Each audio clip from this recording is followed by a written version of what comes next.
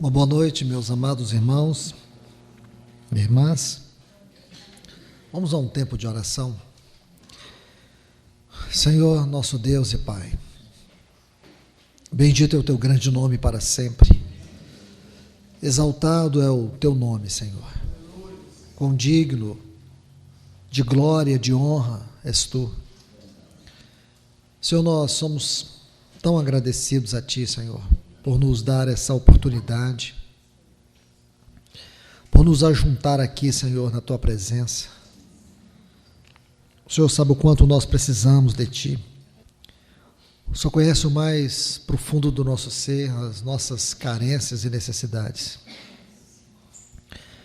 Só o teu Espírito para nos ajudar, Senhor, a entender essa palavra, a receber essa palavra e a viver essa palavra. Mais uma vez, vem nos ajudar aqui, Senhor. Em nome de Jesus. Amém. Meus amados, vamos abrir as nossas Bíblias em Gálatas capítulo 5 e o versículo 16. E depois vamos ler Efésios capítulo 5 e o versículo 18. Gálatas capítulo 5. O versículo 16 diz assim: andai no Espírito, e jamais satisfareis os desejos da carne. Efésios 5,18 diz assim: não vos embriagueis com vinho, no qual há contenda, mas enchei-vos do Espírito. Nós estamos, com a misericórdia do Senhor, estudando esses dois textos como a base deste ensino que o Senhor tem nos conduzido aqui acerca da vida no Espírito. Como é urgente, meus amados irmãos e irmãs, que nós entendamos este assunto. A doutrina acerca deste assunto é vital para a nossa fé, para a nossa experiência cristã. Há uma profunda decadência espiritual nos nossos dias, porque nós não temos conseguido absorver toda a verdade acerca dessa doutrina da vida no Espírito. Ontem tentei olhar juntamente com vocês, de maneira mais microscópica, para este assunto, desde a queda do homem. O que aconteceu com o nosso homem interior? Quando você lê Romanos capítulo 12, versículos 1 e 2, quando Paulo diz assim: rogo-vos, pois, irmãos, pelas misericórdias de Deus, que apresenteis os vossos corpos como sacrifício vivo, santo e agradável a Deus, que é o vosso culto racional, e não vos conformeis com este século, com este mundo, mas transformai-vos pela renovação do vosso entendimento, para que experimenteis qual seja a boa, perfeita e agradável vontade de Deus. Pois bem, meus irmãos, aqui nós vemos que há uma necessidade de que nós tenhamos uma mente renovada, porque a mente carece de uma renovação. Se você examinar cuidadosamente esses versículos, e você tomar aqui a renovação da mente como ponto central, você vai ver que Paulo coloca algumas questões muito importantes aqui. Então vejamos, coloquemos aqui a renovação da mente, a necessidade de uma mente renovada, como ponto central. Nós sabemos que a mente é a faculdade mais elevada da nossa alma. É aqui que está o governo do ego, os nossos pensamentos, o nosso entendimento. É aqui que está a faculdade mais importante da nossa alma. Quando você estuda a palavra de Deus, você sabe que o homem é uma tricotomia, espírito, alma e corpo. No homem, criado por Deus à sua imagem e semelhança, o espírito era a faculdade mais elevada, mais importante. E essa faculdade, que é o espírito, é onde está a nossa consciência. A consciência é a faculdade mais elevada, mais importante do nosso espírito. E a consciência governava a mente. A mente estava debaixo do governo da consciência. A consciência, como a faculdade mais profunda do nosso espírito, é nela que estava toda a manifestação da realidade espiritual, do governo espiritual, dos movimentos espirituais. É por meio da mente que nós compreendemos o certo e o errado, o bem e o mal. A consciência, ela governava a mente, e a mente totalmente subordinada à consciência, fazia com que aquele homem tivesse uma profunda compreensão e comunhão com Deus. E tudo isso era uma harmonia perfeita. Porém, quando houve a queda, houve uma morte espiritual. Isto é, o espírito do homem, com a sua intuição, com a sua consciência e a comunhão, as três faculdades do espírito, perderam a função ativa. E aí o homem, ele se tornou anímico, isto é, governado pela sua alma, governado pela sua vontade, pela sua mente, pelas suas emoções. Ele era governado pelo que ele pensava, pelos seus desejos, pelos seus sentimentos. Assim se tornou o homem caído. Ele perdeu a voz de Deus na intuição. Ele perdeu a realidade espiritual. Ele perdeu a comunhão do Espírito de Deus no seu espírito. Um capítulo que vai desvendar a tragédia da queda e a morte do nosso espírito, ou a inatividade do nosso espírito por causa da queda, é o capítulo 2 da Epístola aos Efésios. Nesse capítulo nós vamos perceber que nós estávamos mortos em nossos delitos e pecados, andávamos segundo o curso deste mundo, segundo o espírito do ar que atua nos filhos da desobediência, éramos por natureza filhos da ira, como os demais. Mas Deus, sendo rico em misericórdia, por causa do seu grande amor com que nos amou, e estando nós mortos, mortos como? Mortos em nosso espírito, por causa dos delitos e pecados. Aquilo que Deus diz a Isaías: as vossas iniquidades é que fazem separação entre mim e vós. É o pecado que nos separa de Deus.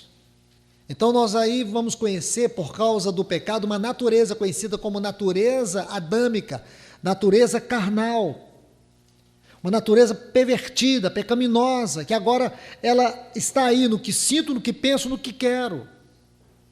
Todas as faculdades da alma passaram a ser governadas por um princípio, o princípio da carne. O que é a carne? Carne é natureza humana caída. O homem passou a ter uma natureza humana caída, degradada, corrompida na queda. Então isso é extremamente importante, irmãos. Extremamente importante. Eu e você, todos nós aqui éramos assim, estávamos assim, vivíamos assim. Nós examinamos aquele texto de Gênesis capítulo 6, versículo 3, onde Deus coloca uma sentença: o meu espírito não habitará jamais no homem, porque este é carnal. Os melhores textos hebraicos estão assim: se tornou carnal. O que implica dizer que Deus não criou o homem carnal. Deus criou o homem à sua imagem e semelhança. Ele se tornou o homem carnal, com uma disposição para a maldade, para a iniquidade, para o pecado, a partir da queda. Então escute isso, irmãos. Aqui nós vamos ver que Deus coloca uma sentença: meu espírito não habitará, não pelejará, não governará sobre o espírito do homem, porque este se tornou carnal. Aí no versículo 6, a Bíblia diz que Deus, ele sentiu uma profunda tristeza na criação do homem, e disse que isso lhe pesou no coração. A palavra aí é: sentiu dor. E agora vamos entender, irmãos, porque com a vinda de Cristo, nós vemos algo extraordinário, a dimensão da obra de Cristo é algo tão poderoso, irmãos. Nós precisamos examinar isso com um espírito tomado de temor, para compreendermos o que foi realmente a obra de Cristo. Essa foi uma obra tão gloriosa, tão tremenda, porque quando você vê o ministério de Cristo, eu quero ler alguns textos, se vocês me permitirem. Vamos abrir as nossas Bíblias no Evangelho de João. Veja alguns textos aqui. Vamos começar a partir do capítulo 14. João 14,16. É um texto muito conhecido. Ele diz assim: e eu rogarei ao Pai, e Ele vos dará outro Consolador. Consolador. A palavra aqui é paracleto. Fala de um amigo fiel, um ajudador, um fortalecedor, um advogado, um intercessor, sustentador. Tudo isso está incluído nessa palavra consolador. Um consolador. Ele diz: outro consolador, a fim de que esteja convosco para sempre. Observe isso. Se em Gênesis 6:3, meu espírito não habitará para sempre com o homem, porque este é carnal. Certo? Agora, aqui nós lemos que o Espírito Santo, ele virá para nos habitar para sempre. Olha o versículo 17. Ele diz assim: o Espírito da verdade, que o mundo não pode ver e nem o conhece, vós o conheceis, porque ele habita convosco e estará em vós. Habita convosco e estará em vós. Olha o versículo 26 ainda deste capítulo 14. Diz assim: mas o Consolador, o Espírito Santo, a quem o Pai enviará em meu nome, esse vos ensinará todas as coisas e vos fará lembrar de tudo o que vos tenho dito. Então ele vem para nos habitar, ele vem para nos consolar, para ser o advogado, para ser o amigo fiel, para ser o ajudador, para ser o intercessor, para ser o sustentador, para ser o fortalecedor. Ele vem para ser o mestre, ele vem para nos habitar eternamente. Mais um texto, capítulo 15 e o versículo 26. Ele diz assim: quando vier o Consolador, que eu vos enviarei da parte do Pai, o Espírito da verdade que procede dele, esse dará um testemunho de mim. Esse é o Espírito da habitação. Esse dará testemunho de mim. Vamos para o capítulo 16, vamos ler dois textos, o versículo 7 e o versículo 13. Olha o versículo 7. Mas eu vos digo a verdade, convém que eu vá, porque se eu não for, o Consolador não virá para vós. Se, porém, eu for, eu vou-lo enviarei. E vamos para o próximo texto, versículo 13. Quando vier, porém, o Espírito da verdade, ele vos guiará a toda a verdade. Por quê? Não falará de si mesmo, mas dirá tudo que tiver ouvido e vos anunciará as coisas que hão de vir. Então, irmãos e irmãs, tomemos todos esses textos, olhemos para eles com todo o temor, zelo e cuidado. Se tinha uma sentença de Deus que dizia que o seu Espírito não habitaria no homem, porque esse é carnal, não é verdade? O meu Espírito não habitará para sempre no homem, porque esse é carnal. Mas agora que nós lemos que o Espírito Santo, ele veio para nos habitar. Aonde está a grande questão? Deus diz uma coisa, Jesus diz outra? De maneira alguma. O que Deus está dizendo é que o Espírito Santo não habitará nos carnais. O Espírito Santo só habitará nos espirituais. O Espírito Santo não habita na velha criação. O Espírito Santo habita a nova criação. O velho homem, o Espírito não habita. Ele habita só um novo homem.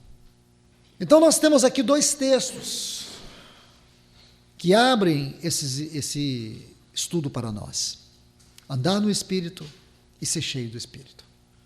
Meus irmãos, Se nós não experimentamos um grande avivamento, a culpa não é de Deus, a culpa é nossa.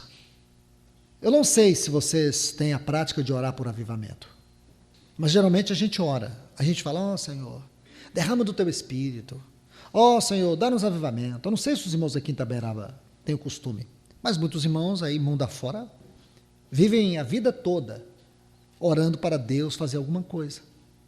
Irmãos, o nosso nível de mediocridade é tão grande que nós chegamos a orar o absurdo. Nossa desconectividade de Deus é tão profunda que nós oramos coisas que ferem a obra de Deus. A nossa falta de percepção, a nossa falta de discernimento, de conhecimento espiritual. O Espírito Santo ele está habitando dentro de nós, irmãos.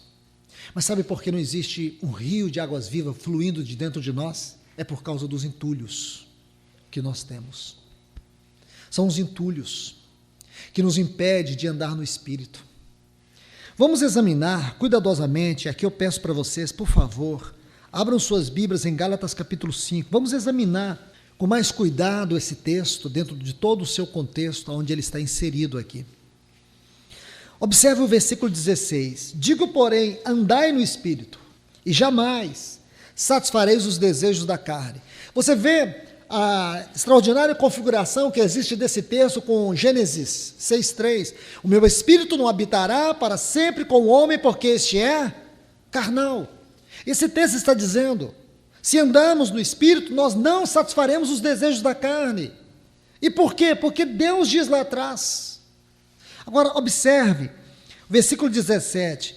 Porque o desejo da carne é contra o desejo do Espírito. E o Espírito é contra a carne. Agora, observe o versículo 19. Ora, as obras da carne são conhecidas e evidentes. Quais são elas?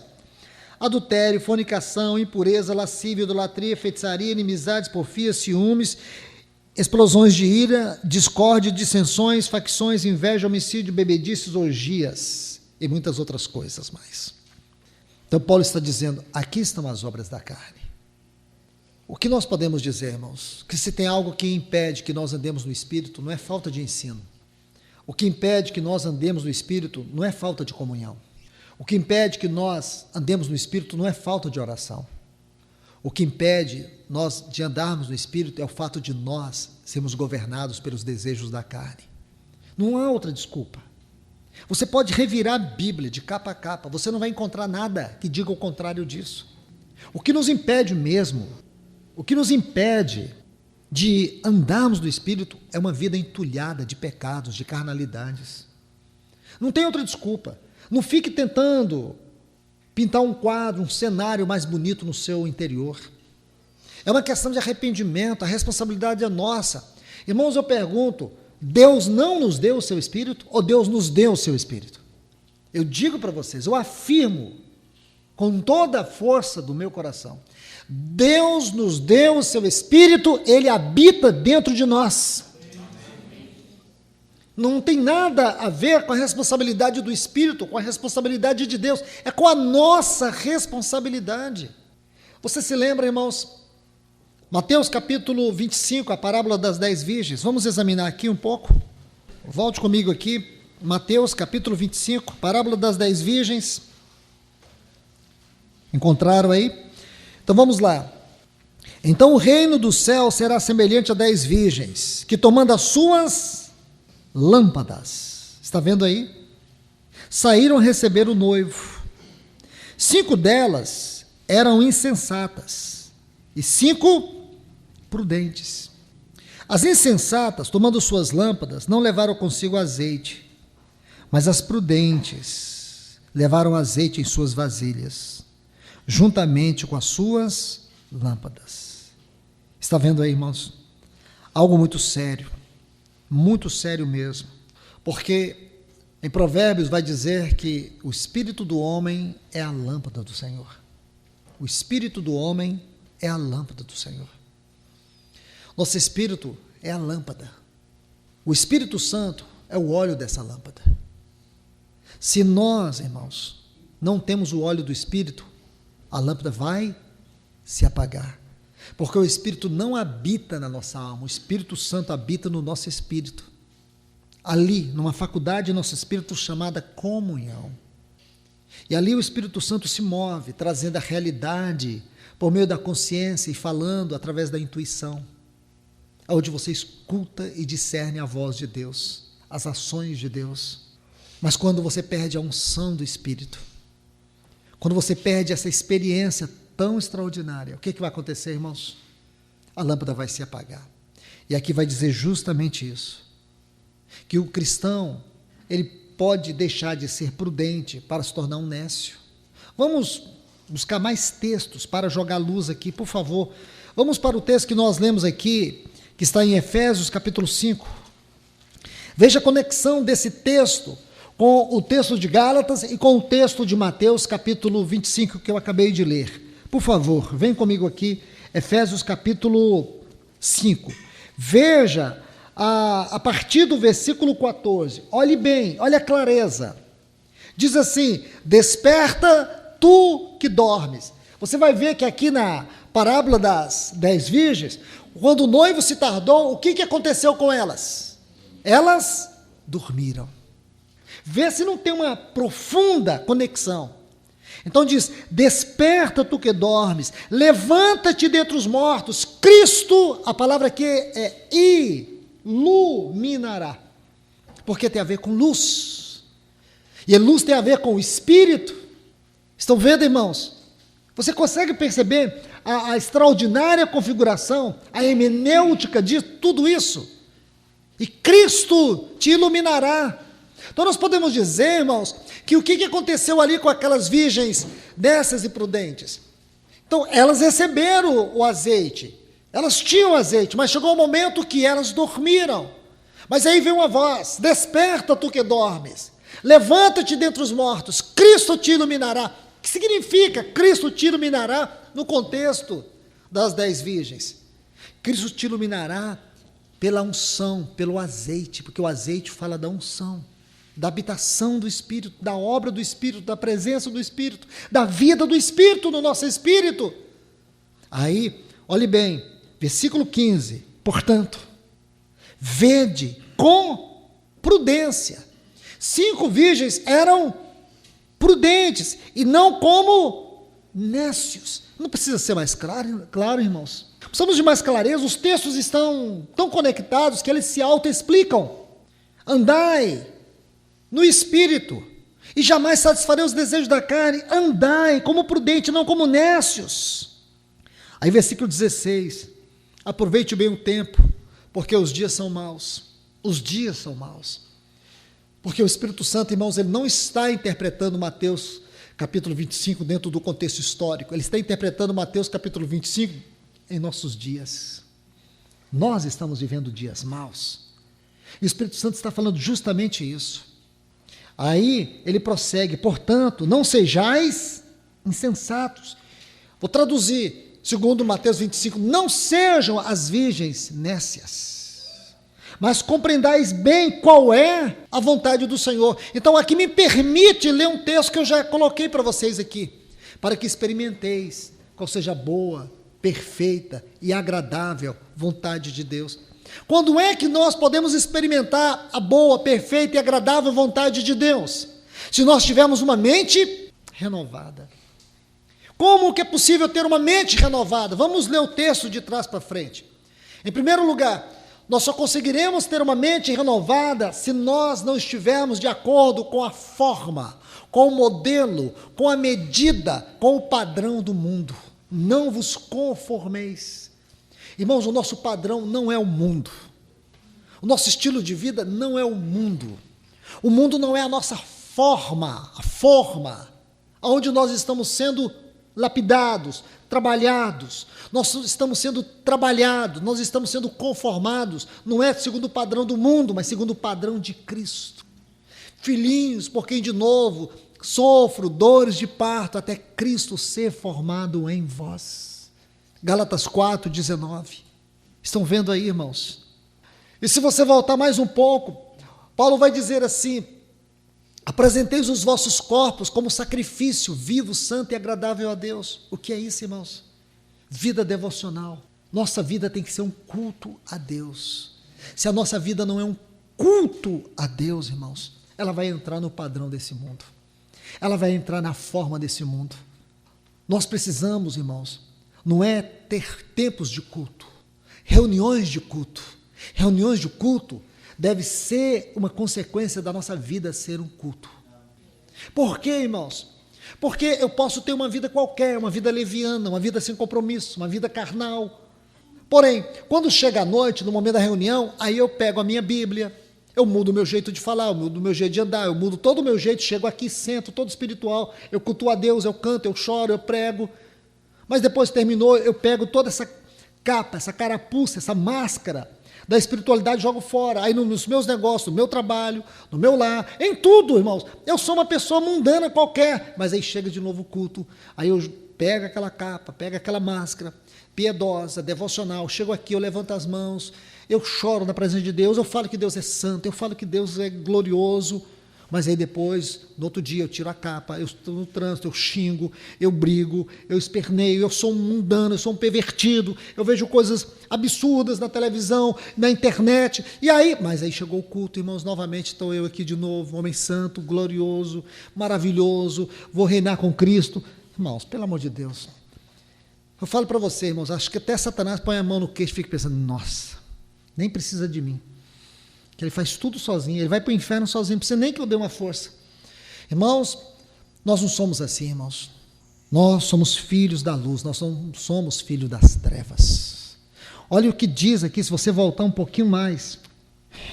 Olha o que diz, versículo 7 de Efésios 5. Não sejais, pois, participantes com eles, porque no outro tempo erais trevas, mas agora sois filhos da luz. Andai no Espírito, andai como filhos da luz. Está vendo aqui? É uma ordem, é um imperativo. Nós temos que andar como filhos da luz. Isso é filho das trevas. Deus não tem interesse nas nossas canções, nas nossas músicas. Deus busca é o adorador. Não existe uma adoração sem o adorador. Deus quer o adorador. Porque quando Deus tem o adorador, tudo que procede dele é adoração. Tudo, até o seu silêncio, é uma adoração. Então nós precisamos entender quais são os conceitos bíblicos de espiritualidade, irmãos. De vida no Espírito. Do contrário, é tudo dissimulação, engano e mentira. E o mundo está cansado disso. O mundo, cada dia, está mais incrédulo e pervertido, é porque a luz não tem brilhado. É porque nós não temos permitido a luz brilhar. Você tem deixado a luz brilhar na sua casa? Seus vizinhos veem a luz do Senhor? Lá no seu trabalho, as pessoas estão vendo a luz do Senhor na sua vida? Não é estranho, irmãos, que nós estamos cercados de pessoas ímpias e a nossa presença não incomoda elas? Nossa presença não mostra luz refletindo sobre elas? Não é estranho isso, irmãos? Você nunca se incomodou com isso? Você nunca se incomodou na rua que você mora, na quadra que você mora? As pessoas nunca puderam perceber, ouvir, ver algo do Senhor na sua vida? Será que é normal para um cristão dizer que é cheio do Espírito Santo? E no bairro que ele mora, as pessoas estão indo para o inferno, e ele está orando para Deus salvar o mundo.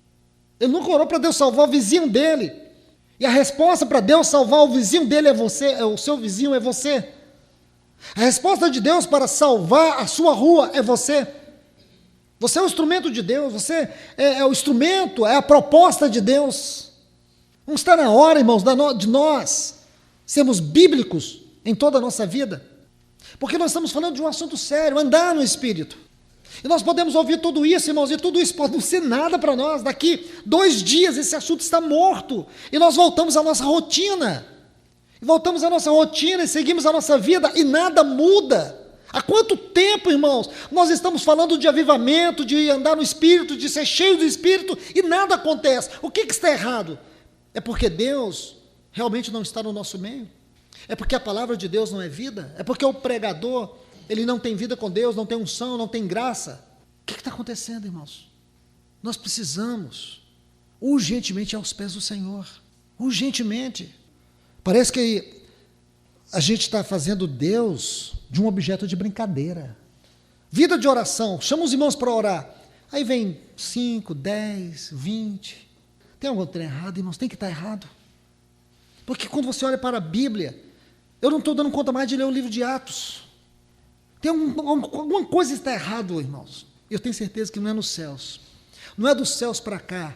Porque o Senhor diz assim, o que for ligado na terra, terá sido ligado nos céus. Olha aqui, irmãos. Ele não diz que for ligado nos céus, terá sido ligado na terra. Porque quanto ao céu, está tudo resolvido. O problema é aqui, ó. O que for desligado na terra, terá sido desligado no céu. Se 2 dentre vós concordarem acerca de qualquer coisa, assim será recebido pelo meu Pai que está nos céus. Porque onde estiver 2 ou 3 reunidos no meu nome, aí eu estarei presente. Você vê, irmãos, tem que ligar, é a terra. O problema, irmãos, não é do céu com a terra, o problema é da terra para com o céu. Porque aquele que estava lá no céu, ele desceu, ele rompeu os céus e veio até aqui a terra. Ele ligou os céus na terra novamente. Ele abriu um vivo e novo caminho. O que está faltando, irmãos, é nós subirmos, é nós adentrarmos ao trono da graça, é nós chegarmos no lugar santíssimo da presença de Deus. É isso que está faltando. Não é estranho, irmãos? Será que ninguém até agora percebeu que é estranho? É estranho que ainda nós sejamos tão fracos na oração. É estranho que nós somos tão desmotivados na evangelização, na pregação do evangelho. Ninguém percebe nada. Falamos de tantas riquezas que nós não vivemos. Pedimos tantas coisas para Deus e não queremos ser a resposta daquilo que nós oramos. Como que nós vamos falar de andar no Espírito? Ser cheio do Espírito. Como, irmãos? Como?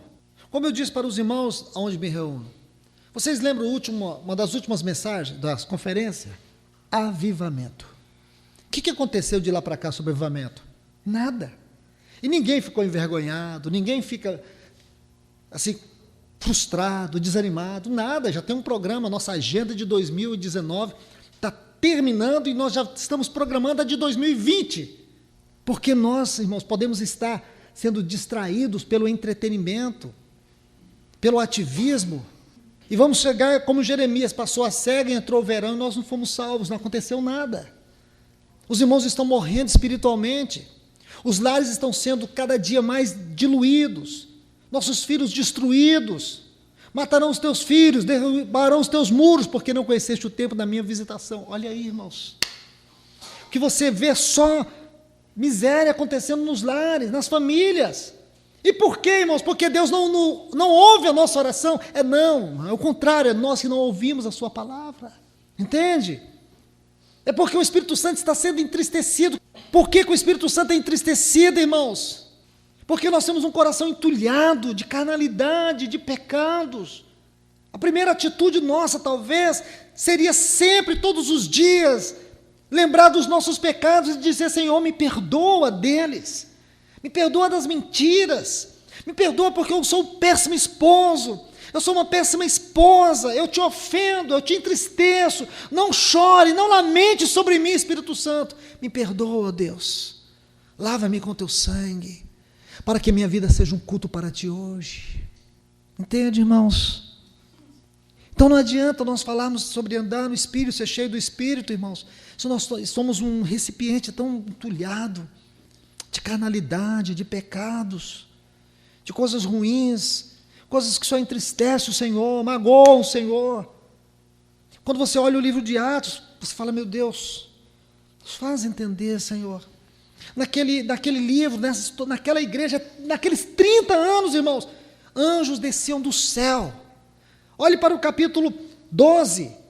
Herodes havia matado Tiago, e havia aprisionado Pedro, e ele estava eufórico para poder apresentar Pedro para os judeus e matá-lo também como ele matou o Tiago. Aí a Bíblia diz assim: mas a igreja fazia incessante e fervorosa oração a Deus pela vida de Pedro. A igreja não aceitava que mais um dos seus apóstolos fosse morto. Irmão, sabe o que aconteceu? Um anjo desceu do céu. A Bíblia diz que Herodes mandou Pedro para um cárcere onde ele estava guardado por soldados. Ele estava cercado de soldados. Aquele anjo entrou e arrancou Pedro daquele lugar. Pedro achou que estava tendo uma visão. E quando saiu lá fora, irmãos, sabe o que aconteceu? Pedro viu que não era uma visão, era o anjo do Senhor. que passou, atravessou, irmãos, aquelas paredes e aquelas portas de ferro com Pedro. Como é que você explica isso, irmãos? Eu não tenho explicação, só sei que a oração faz coisas que nós não imaginamos. Mas por que que hoje anjos não têm se movido na casa de Deus, no meio do povo de Deus? Coisas extraordinárias não têm acontecido. Não é que coisas extraordinárias não têm acontecido, é que o mínimo nós não fazemos, que é congregacionalmente orar. Deus precisa levantar uma vanguarda de homens e mulheres, a começar dos anciãos, que se coloquem diante do Senhor e que a igreja possa caminhar juntos. Irmãos, nós precisamos entender isso. Lembra capítulo 9, 10 e 11 de Números? Vou resumir isso em poucas palavras. Capítulo 9, se você ler o capítulo 9, a partir do versículo 17, você vai ver o movimento da nuvem. Diz que a nuvem movia. Quando a nuvem movia, irmãos, aí todo Israel se movia debaixo daquela nuvem. Ela ia para um lado, ia para o outro, às vezes movia de manhã, às vezes movia à tarde, às vezes parava no lugar, demorava por muito tempo, às vezes era pouco tempo, ela se movia, mas o Israel sempre debaixo da nuvem. Depois do capítulo 10, você vai ver que Deus coloca dois trombeteiros, aqueles trombeteiros, eles ficavam constantemente olhando para os céus, para poder ver a nuvem. Quando a nuvem se movia, eles tocavam a trombeta, e todo Israel se movia, cada um sabia o que ia fazer, e todos se colocavam em prontidão, e aí eles seguiam. Se você ler o capítulo 11 vai dar a ordem da jornada. Como é que eles se moviam? Eles não se moviam um correndo para o lado e outro correndo para o outro. Não, irmãos. Quando a nuvem começava a se mover, primeiro levantava o estandarte de Judá. Aí alguém colocava a bandeira ali, corria para a frente. Os coatitas já corriam e desarmavam todo o tabernáculo. E aí eles pegavam todos os utensílios do tabernáculo e aquelas tribos seguiam. Depois vinham as outras tribos, cada uma. Só que tem um porém, a arca ia. Que coisa linda, irmãos. Se você ler, você vai ver que a arca, ela andava caminho de 3 dias. Depois de 3 dias que a arca tinha saído, o segundo estandarte partia. Você faz ideia o que é isso, irmãos? Vou te contar algo, irmãos, nós não temos tempo de estudar isso. Porque capítulo 9, 10 e 11 de Números, capítulo 9 vai falar da obra de Deus, capítulo 10 vai falar da obra do ministério, e o capítulo 11 vai falar da obra de cada um. A obra de Deus, a obra do ministério e a obra de cada um. É lindo tudo isso, irmãos. Só que quando você chega lá no final, diz assim que a arca ia adiante deles. Essa palavra adiante é face, a face. E você sabe que a arca, ela fala da centralidade, da glória e da pessoa do nosso Senhor. E quando você se lembra que depois de 3 dias que a arca saía, é que eles vinham atrás. E você vai lembrar, irmãos, que o nosso Senhor Jesus, no livro de Hebreus, foi aquele que foi à nossa frente e abriu o caminho. Quando ele foi até aquela cruz e ressuscitou ao 3º dia, depois de 3 dias, ele ressuscitou. Por quê? Porque isso fala da arca, ele foi à nossa frente, ele já abriu o caminho. É certo que nós podemos chegar ao trono da graça, irmãos.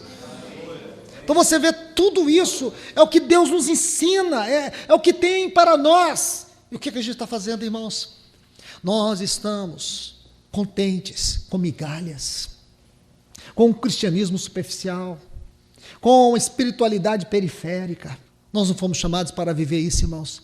Nós somos chamados para viver a vida cristã, por mais difícil que seja. Não é fácil, irmão. Não foi fácil para Abraão, não foi fácil para Moisés, não foi fácil para Jeremias, não foi fácil para os apóstolos, não foi fácil para ninguém, não é fácil para você, não é fácil para mim, é difícil. Nós somos apertados por todos os lados. Os nossos sofrimentos são angustiantes, mas uma coisa é certa, irmãos, nós não sofremos simplesmente por sofrer. Nós sabemos que tudo coopera para o bem do propósito de Deus na nossa vida. Nós sabemos que lá no final, Deus vai prevalecer. Então, o que nós temos que fazer? Isso que está aqui. Não há outro caminho, irmãos. Quando a Bíblia diz andar no Espírito, não dá outra alternativa para você andar. Essa é a única maneira de andar. É a única. Andar no Espírito, ser cheio do Espírito. Nós não temos outras alternativas. Se nós nos perdermos nisso, perderemos em tudo. Você pode praticar o que você quiser, pode fazer o que você quiser, pode exercer o que você quiser, pode ter o ministério que quiser, pode usar o dom que você quiser, pode fazer o que você acha que deve fazer. Sabe o que você vai produzir? Nada. Madeira, palha e feno. Você nunca vai produzir algo que reflita a obra de Deus, o caráter de Cristo, o trabalho do Espírito Santo. Nunca. Você vai ficar girando em torno de coisas que nunca te levarão a nada. A uma experiência com Deus, a uma comunhão com Deus, a um conhecimento de Deus, a um crescimento espiritual. Tudo vai girar no periférico. Aí você vê, anos se passam. E o que você ganhou? Como é possível, irmãos, passar tantos anos e você perceber que você nunca cresceu, que você nunca amadureceu, que você nunca frutificou? Como é possível, irmãos? Então vamos observar aqui. Gálatas capítulo 5, vamos voltar para Gálatas capítulo 5. Então veja, andai no Espírito e jamais satisfareis os desejos da carne. Os desejos da carne é contra o Espírito. E depois nós temos as obras da carne. As obras da carne e os desejos da carne são as mesmas coisas. Agora, observe o versículo 25. Se, tem um se aqui. Por que tem esse se, irmãos? Se vivemos no Espírito, andemos também no Espírito. Agora, por que este se? Porque nós podemos, irmãos, viver a carne. Nós podemos andar na carne. Por isso que tem esse se. Nós podemos tanto viver na carne, como também andar na carne. E digo algo para vocês, esses textos aqui, eles não foram escritos para ímpios, eles foram escritos para cristãos. Observe isso, eles não foram escritos para ímpios, eles foram escritos para a igreja na Galácia, as igrejas da Galácia. A Galácia era uma região constituída da cidade de Icônio, Listra, Derbe, Antioquia da Psídia. Para essas igrejas, esta carta foi escrita. E Paulo está dizendo para elas, se vivemos no Espírito, também andemos no Espírito. Não é possível você viver no Espírito e andar na carne. Se você vive no Espírito, você vai andar no Espírito. Se você anda na carne, ou se você vive na carne, você vai andar na carne. Não tem outra alternativa. Agora, vamos só concluir aqui, Efésios capítulo 5, versículo 18. E não vos embriagueis com vinho, no qual há contenda, mas enchei-vos do Espírito. Ora, irmãos, aqui nós vemos também um paradoxo. Embriagar com vinho e ser cheio do Espírito. Existe um oposto aqui ao ser cheio do Espírito, que é o embriagar com vinho. Mas se você olhar a partir do versículo 3, Paulo vai dizer assim, mas a fornicação e toda impureza ou avareza nem sequer nomeia entre vós, nem obscenidades, nem tolices, nem chocarrices, mas antes ações de graças. Porque tendes bem entendido que nenhum fornicador ou impuro ou avarento, que a idolatria tem herança no reino de Deus. Você está vendo aqui que Paulo está falando de muitas coisas que podem ser entulhos na nossa vida. São essas coisas que nos impedem de sermos cheios do Espírito Santo. Ele diz assim, versículo 11, e não participeis das obras infrutuosas das trevas. São todas estas coisas que ele menciona aqui. Ele diz assim, versículo 13, mas todas as coisas reprovadas pela luz se tornam manifestas, uma vez que tudo que se manifesta é luz. Pelo que diz, desperta tu que dormes, levanta-te dentre os mortos, Cristo te iluminará. Aí ele vai prosseguir naqueles textos que nós acabamos de ler. Irmãos, observe com todo cuidado. Assim como em Gálatas capítulo 5, versículo 16 até o 25. Como também aqui em Efésios capítulo 5, versículos 13 até o versículo 18. Versículo 13 até o 18. Vocês vão ver o princípio é o mesmo. Andar no Espírito. Aí você vai ver as obras da carne. E jamais satisfareis os desejos da carne. Aí você vai ver as obras da carne. A hermenêutica vai nos mostrar isso com toda clareza. Aqui da mesma forma, não vos embriagueis com vinho. Ele vai colocar o vinho aqui, mas se você observar, todas estas frases e palavras descritas a partir do versículo 3, tem a ver com o prazer, porque vinho aqui fala de prazer, do gozo da carne.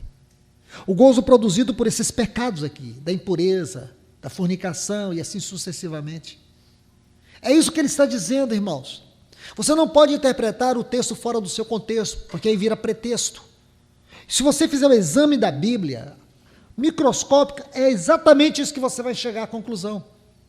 Então, se ele está fazendo esse paradoxo aqui, o que significa este embriagar com vinho? É justamente satisfação da carne. A satisfação da carne produzida ou derivada dos pecados. É a mesma coisa lá de Gálatas 5, versículo 19. Então, observe aqui, irmãos, que essas coisas são como entulhos. Como entulhos. Deixe-me fazer vocês lembrar de algo muito importante.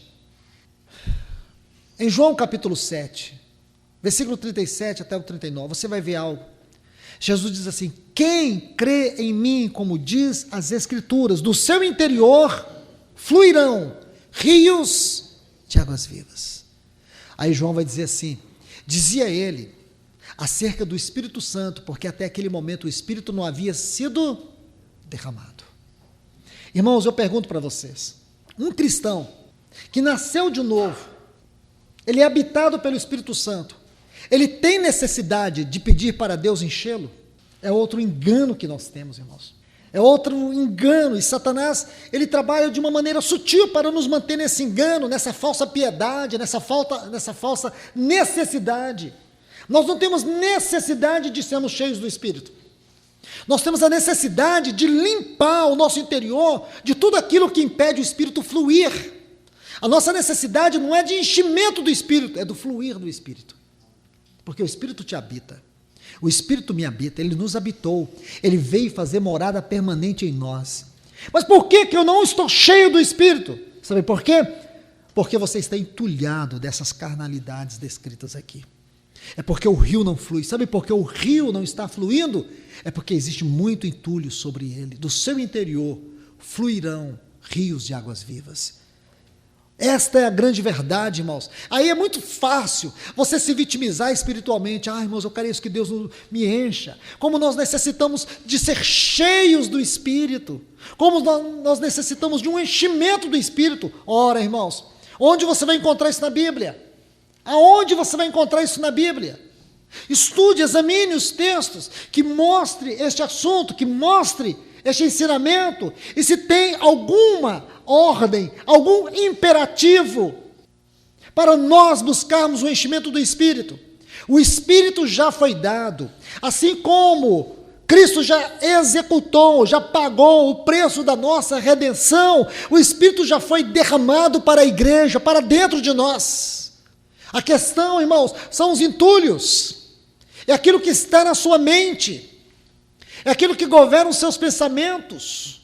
Tudo que é bom, tudo que é agradável, tudo que é de boa fama, se alguma virtude há, se algum louvor existe, é isto que ocupe o vosso pensamento. Filipenses 4:8. Mas o que tem ocupado o nosso pensamento, irmãos? O que tem enchido a nossa vida, irmãos? São esses entulhos, esses enganos, são esses pecados que se tornaram práticas, que viraram atitudes, comportamentos, onde nós somos enganados. É por essa razão nós somos fracos na oração. Por essa razão nós somos tão tímidos na pregação do Evangelho. Por essa razão o fruto do Espírito não se manifesta no meu caráter. Compreende, irmãos? E aí você fica com essa falsa espiritualidade. Senhor, faz isso, enquanto é você que deveria fazer. É você. Jesus diz assim: quem tem sede, vem a mim e beba. É um convite. Nós bebemos, irmãos? Será que nós bebemos? Gastamos 1 hora vendo futebol, vendo tanta coisa, vendo filme. Já assistiu todos os filmes da Netflix. Irmãos, joga isso no lixo, irmãos. Sabe o que você vê em Netflix? Sabe o que? Sexo, droga, violência. Até agora, irmãos, você não se sentiu convencido do Espírito Santo que isso é lixo? Sério, irmãos?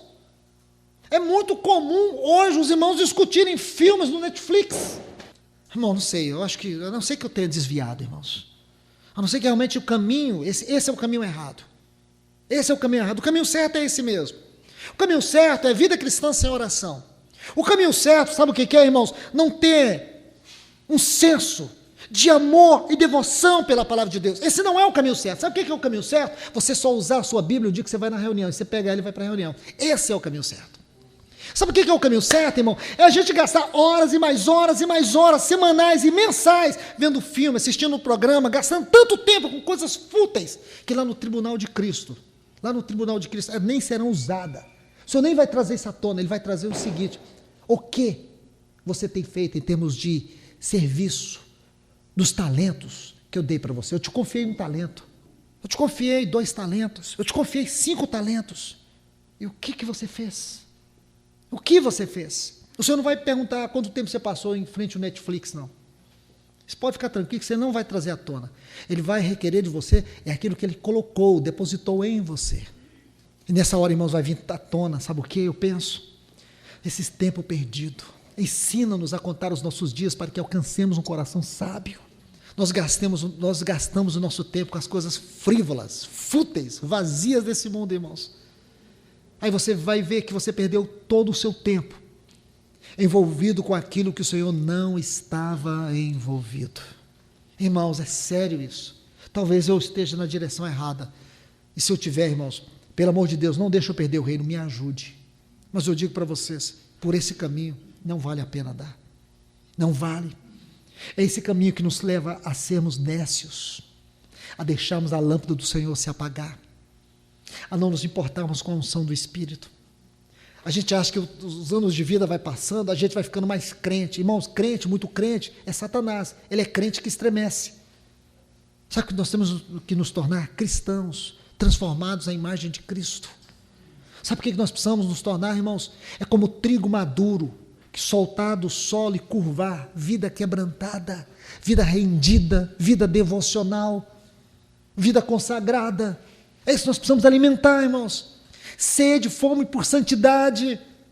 Não é possível que um cristão, depois de 10, 15, 20, 30 anos, ele acha que sabe tudo. Eu sei tudo da Bíblia, eu já experimentei tudo, já passei por tudo, eu sei o que é isso. Irmãos, nós não sabemos nada, ninguém está pronto ainda. Porque o meu crescimento não é um crescimento baseado em minha vida, o crescimento espiritual é o crescimento baseado na vida de Cristo em minha vida. É o quanto de Cristo está sendo absorvido. É isso que nós temos que entender, porque o perigo é nós ficarmos espiritualmente inchados. Isso não é um crescimento correto. Essa obesidade espiritual não representa nada, baseado em conhecimento intelectual, conhecimento teológico, em experiências de vida. Nós não temos que contar, irmãos, as nossas experiências. As nossas experiências quer dizer nada. Nós temos que viver a vida na experiência de viver Cristo, é de ter Cristo como nossa experiência, porque nós corremos um grande risco de sermos pessoas humanamente muito bem experimentadas e não ter nada da experiência de Cristo. Então, irmãos, que o Senhor nos ajude. Precisamos de um socorro do Senhor, para nós não andarmos na carne, para nós não vivermos embriagados com as coisas desse mundo. Me perdoe, irmãos, eu não estou tocando na sua vida, eu nem sei aqui quem é que tem Netflix, quem não tem, interesso pela vida de ninguém. Nem sei aqui se é alguém que tem essas coisas, eu só sei que por fora, só o que eu ouço, irmãos. O tempo com a palavra de Deus, que a gente não está conseguindo gastar. É sentir arrependimento e dizer: Senhor, eu não estou conseguindo ler a Tua palavra, ajuda-me. Porque a nossa vida já é corrida demais, coisas demais, ocupações demais, muitos afazeres. E a gente não percebe, irmãos, que esse espírito satânico que está em Daniel 24, ele vai nos oprimindo, ele vai nos desgastando, e quando você vê, você é uma pessoa que vive só cansada, desanimada. E quando você chega em casa, a única coisa que você consegue enxergar é o seu sofá e o controle remoto. E o que é isso, irmãos? É a maneira como Satanás está nos desgastando. E quando você vê, irmãos, é 1 ano, 2 anos que foram jogados fora e você não cresceu, você não avançou, você não progrediu. Quem é que está ganhando com isso, irmãos? A carne, não é o espírito, é a nossa carne, é a nossa carne. Os dias que virão, irmãos, serão dias muito piores do que o nosso tempo hoje. A gente está vendo a grande tragédia social produzida por esses pequenos aparelhos que nós amamos, que nós vivemos hoje limitados a eles. Hoje podemos dizer assim que a nossa vida, com raras exceções, mas a nossa vida está toda ela dentro de um aparelho de celular. Ali está a sua conta bancária, ali está a sua agenda, ali está tudo está ali. Tudo. E hoje, irmãos, é que os cientistas estão conseguindo chegar a algumas conclusões, porque essas coisas surgiram tão de repente na nossa vida e a gente não pôde entender. E todo mundo abraçou isso. Agora, os cientistas chegaram a conclusões sérias, que a dependência do uso do celular tem o mesmo efeito no cérebro que tem a cocaína. A cocaína. Então, quando a gente vê pessoas usando cocaína, você pensa, nossa, o que é a cocaína? É uma dependência química. Então você vai ver que o mesmo efeito de uma dependência química de um viciado em droga, tem também uma pessoa que é viciada, que se tornou, não é viciada, dependente de um celular, não consegue ficar sem ele, e nós estamos ficando assim, irmãos. Começa a dar uma coisa esquisita, se você não olhar, se você não pegar, se você não fazer, a gente está limitado. Não é que você tem que deixar isso, você tem que saber o que você está fazendo com isso. Qual é o tempo que você está gastando e para quê? Para quê? Entre prioridades e futilidades. O que é prioridade? Porque não é errado você usar para as prioridades. Errado é você gastar com as futilidades. É isso que você precisa saber. E qual é o domínio que isso tem no seu cérebro. Porque agora os cientistas estão tendo conclusões importantes. Você sabia que lá no Vale do Silício, na Califórnia, o dono do Amazon, do Google, da Apple, dessas empresas, eles construíram uma escola que não existe no mundo, uma escola igual. Eles construíram para os filhos deles e para os filhos dos funcionários da Apple, da Amazon, do Google e de todas elas, do Facebook. E vou dizer uma coisa para vocês. Eles, os donos, os diretores dessas grandes empresas, eles não aceitam que os filhos deles tenham qualquer contato com o mundo virtual. Vocês não sabiam disso, talvez alguns aqui soubessem, mas a grande maioria não sabe. Esse foi um artigo que eu li numa revista muito importante. Eles não permitem que os filhos deles tenham o menor contato com o mundo virtual, porque nessa escola não entra nada que diz respeito ao mundo virtual. Sabe por quê? Porque eles sabem melhor do que nós, que os aparelhos e as páginas sociais que eles criaram para viciar as pessoas e controlar suas mentes, seus desejos, seus afetos, suas emoções. Simplesmente isso. Então, eu quero dizer para vocês, irmãos, nós estamos vivendo assim, nós estamos percebendo como Satanás está nos desgastando. E aí, o que nós estamos vendo? Uma geração de cristãos frios. Quando a gente começa a ler a palavra de Deus, a gente vê tanta clareza, e as pessoas não se assustam, não se incomodam. Nós estamos, irmãos, percebendo, sejam honestos, nós estamos percebendo o quanto do Senhor nós estamos perdendo, do seu Espírito, da sua obra. O quanto nossa alma está vazia, porque a consciência não governa ela, a intuição não está falando, a comunhão não está dominando as nossas emoções. Estamos nos tornando, irmãos, as virgens nércias. A lâmpada do Senhor está apagando. Então agora o Senhor está trazendo essa palavra de advertência, essa exortação, para que haja verdadeiro arrependimento em mim e em você. Porque se nós vamos viver a vida cristã, fazendo dessa frase, andai no Espírito, enchei-vos do Espírito, apenas como chavão de retórica, nós estamos cometendo pecado contra o Espírito Santo. Nós o estamos entristecendo. Nós precisamos arrepender profundamente por entristecê-lo, porque o temos entristecido. Vocês sabem muito bem, irmãos, que a Bíblia fala lá em Atos 7, que nós podemos resistir ao Espírito. Em Efésios 4, fala que nós podemos entristecer o Espírito. E em 1 Tessalonicenses capítulo 5, versículo 19, fala que nós podemos apagar o Espírito. Resistir, se você olhar aqui em Atos 7, aquela palavra de Estevão está relacionada com aqueles homens ímpios, religiosos, que estavam resistindo à obra do Espírito. Um ímpio, ele resiste ao Espírito. Um cristão não resiste. Só um ímpio pode resistir, o cristão não resiste. Mas o cristão pode fazer uma coisa pior. Efésios 4:30. Ele pode entristecer o Espírito. E quem pode apagar o Espírito? O que significa apagar o Espírito? Se você ler o versículo 20 de 1 Tessalonicenses capítulo 5, Diz assim: não desprezeis as profecias, porque isso tem a ver com o ministério, tem a ver com o dom. Apagar o espírito tem a ver com o ministério. Lembra quando Paulo diz assim para Timóteo: reavives o dom de Deus que é em ti. Nós, aqueles que têm um chamado de Deus para o ministério, podem apagar o Espírito Santo. Podem apagar. Você pode apagar a unção. Você pode apagar o fervor do chamado. Então, meus irmãos, que o Senhor faça uma obra tão grande na nossa vida aqui nesses dias, que nós venhamos pedir perdão, Senhor, se nós temos entristecido o Espírito, se nós temos apagado o Espírito Santo. Se você está pagando o encargo que Ele tem colocado na tua vida, se você tem diminuído o teu fervor quanto ao serviço, quanto ao dom que o Senhor tem te confiado, se você tem deixado se levar pela vida, pelo curso deste mundo, e não tem percebido a sua responsabilidade, ou a responsabilidade que o Senhor tem te colocado sobre os seus ombros, a carga dele sobre você, você está deixando o Espírito apagar. Peça perdão ao Senhor e reavives o dom de Deus que há em ti.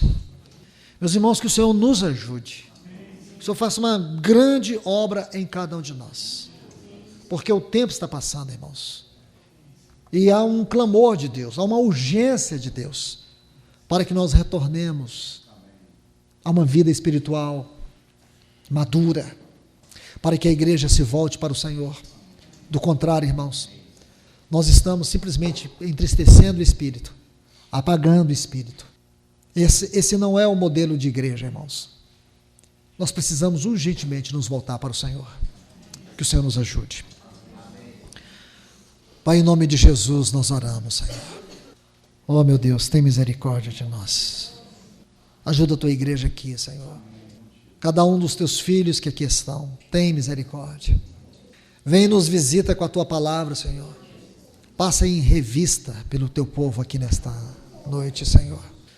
O Senhor vê o que ninguém vê, o Senhor conhece o que ninguém é capaz de conhecer. Vê o que está errado na minha vida, Senhor, na vida dos meus irmãos, na vida das minhas irmãs.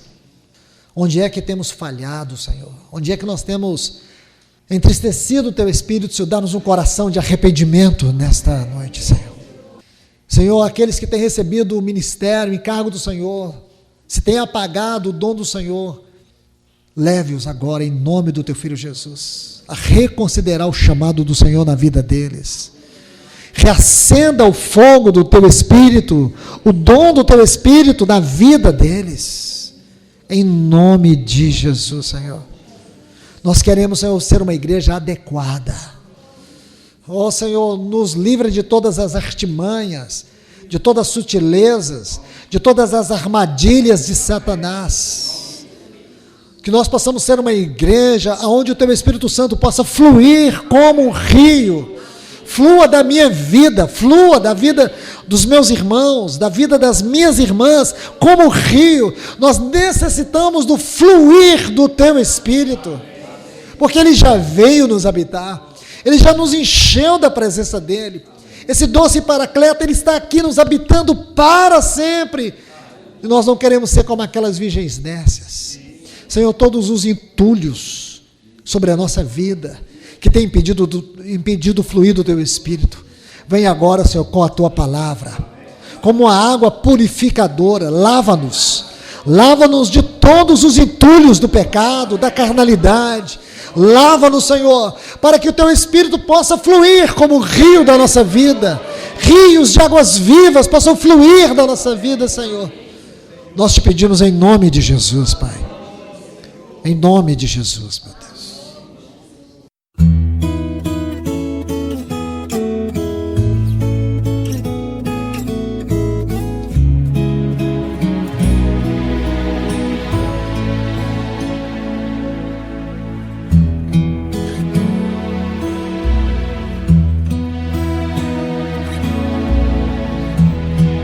Cuando nadie me ve en la intimidad, donde no puedo hablar más que la verdad, donde no hay apariencias,